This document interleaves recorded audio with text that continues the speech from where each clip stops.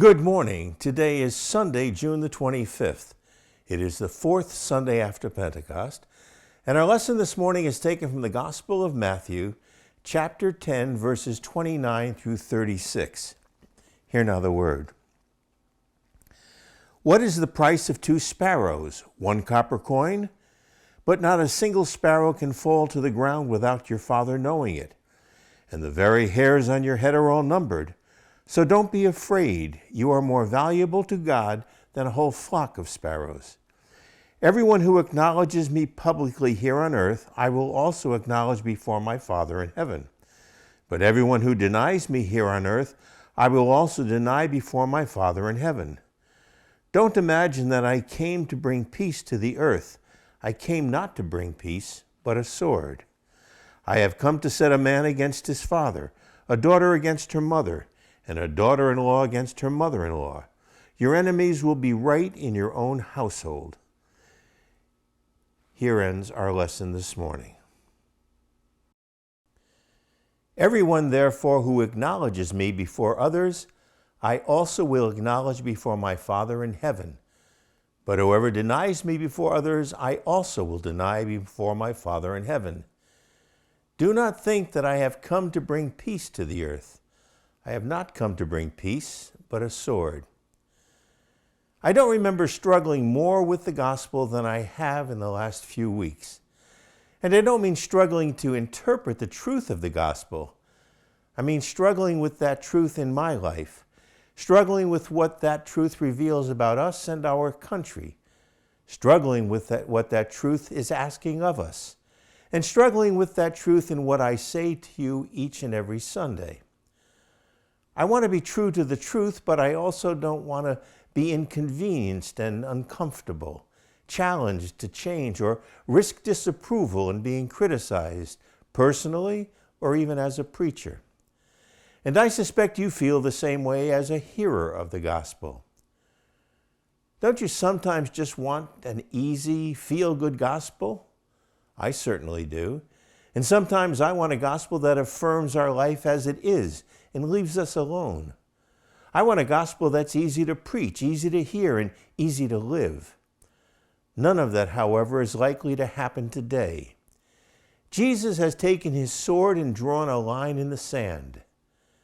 Paul speaks of that line in today's epistle, which was taken from Romans 6, 1 through 11, when he asks, how can we who died to sin go on to living in it? Jeremiah felt the cut of that sword in his own life. Whenever I speak, he says, I must cry out. I must shout violence and destruction. He can no longer ignore or turn away from what is happening. He cannot hold it in.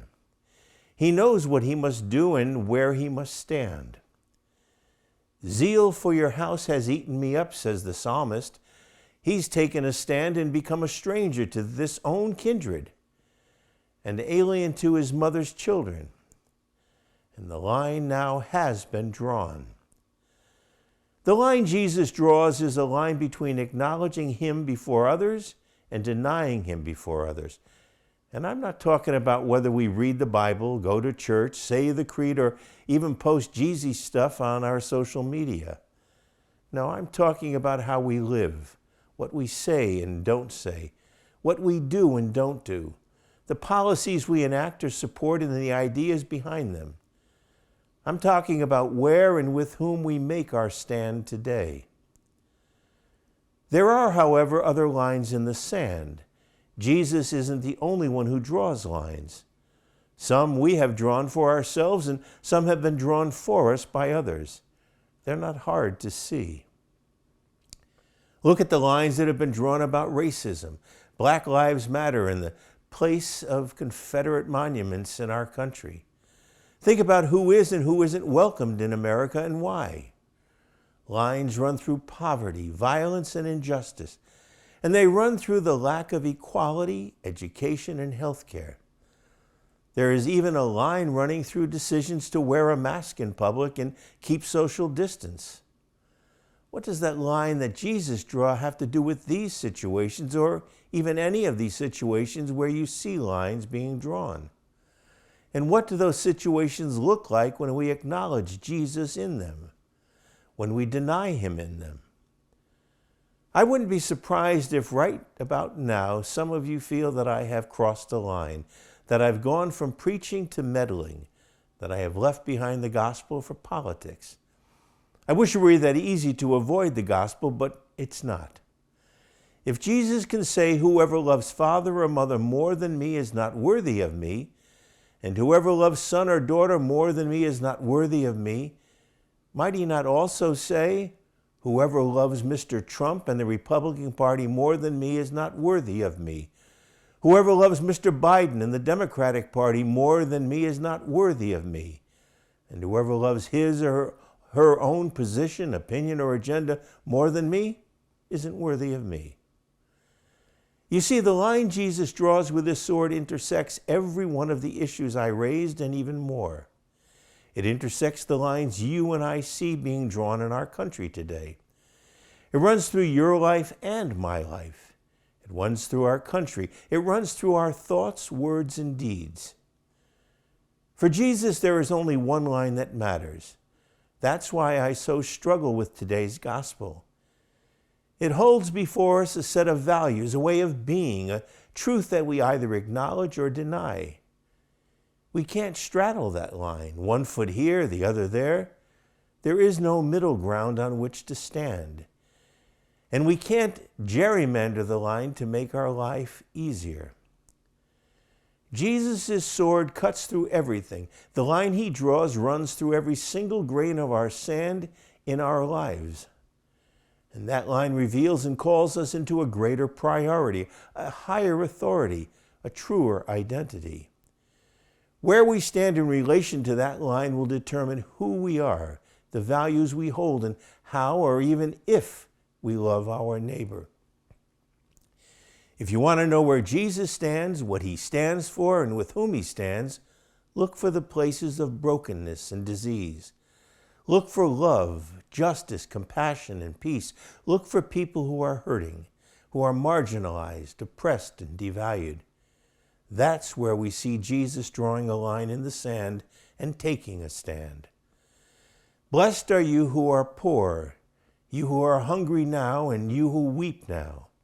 But woe to you who are rich, you who are full now, you who are laughing, and you when all speak well of you. In the Sermon on the Mount, Jesus stands with the poor in spirit, those who mourn, the meek, those who hunger and thirst for righteousness, the merciful, the pure in heart, the peacemakers. You have heard that it was said, but I say to you. And after his temptation in the wilderness, Jesus went to the synagogue in his hometown and took a stand to bring good news to the poor, to proclaim a release to the captive and recovery of sight to the blind, to let the oppressed go free. When Jesus was only 40 days old, Simeon prophesied that Jesus would draw a line in the sand. This child, he said, is destined for the failing and the falling and rising of many in Israel, and to be a sign that will be opposed, so that the inner thoughts of many will be revealed. What line is Jesus drawing in the sands of your life today? What is being revealed to you, and what is being asked of you? Are you acknowledging Jesus? Are you denying him? Those are the questions I ask myself. I think we all need to be asking ourselves those questions every day of our life, because we all stand somewhere. We all take a stand by our actions and inactions, by our words and our silence, by our thoughts and our intentions. When you look at the line Jesus has drawn in your life today, where do you stand? For what do you stand? With whom do you stand? In the Jewish tradition, there's a collection of ethical teachings. In it, one of the rabbis says this: "It is not your responsibility to finish the work of perfecting the world, but neither are you free to desist from it." I had those words in my mind as the ending to this sermon, even before I began writing it. I heard them as an invitation to truthfulness, authenticity, honesty, and integrity. They held a vision of the work before me, And I trust those words will lead me to a life worthy of Jesus. And I extend that invitation to you. It is not your responsibility to finish the work of perfecting the world, but neither are you free to desist from it. The line has been drawn. Amen. Join us again next Sunday for Word and Message. This is Pastor Zach Kazansky. God's peace be with you.